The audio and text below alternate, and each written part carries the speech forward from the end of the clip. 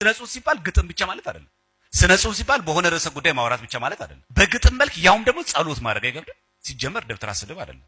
ድንኳናም በድንኳን ቁጭ ብሎ የሚማር ማለት ነው። ደብተራ ድንኳን ተባለ ለመቤታችን። ግን ብዙ ጊዜ ደብተራ ሲባል እንደ ስድብ እንደ ጠንቋይ አድርገን እንድንስል ተደረገ።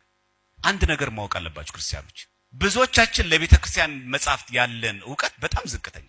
ጣና ገዳም ሆነው ያ ራእይ ተገልጾላቸው አሜሪካ የምትባል ሌላ ሀያል አገር እንደምትነሳና እንደምትገኝ የተናገሩ አባት ናቸው። የግዕዝ ዕውቀት ለማወቅ ምን ያክል ፍላጎት አለ?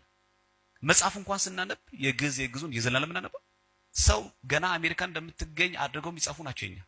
እኛ እንኳን ገና ሌላ ሀገር ልንፈልግ ቀርቶ የራስ ሀገር እያፈረስን። የማህበራዊ ሚዲያ ተጠቃሚዎች በጣም እናደላው የእንግሊዘኛ ቅጂዎችን ነው። በጣም እናደላው የዳዊት መዝሙር እኮ 150 ምዕራፍ እኮ ብናየው በዕብራይስጥ እኮ ግጥም ከአንድ ዛፍ መድኃኒት ማግኘትና አንድ ዛፍ ማምለክ አንድ አይነት ነው? አንድ አይነት ነው?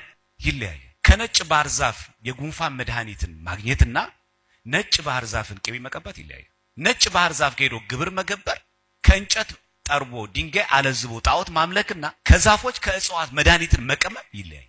እኛ ግን ምንድነው እየሆነ ያለ ነው?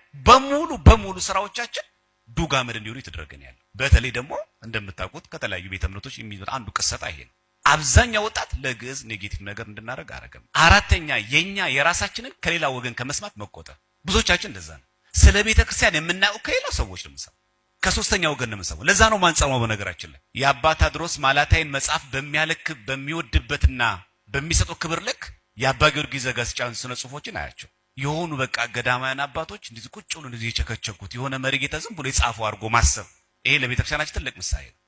እንደምታውቁት ከቤተ ክርስቲያን ወጥተው ቤተ ክርስቲያን የሚወጉ ሰዎች ግዕዝ የበኩር ልጅ አማርኛ ነው።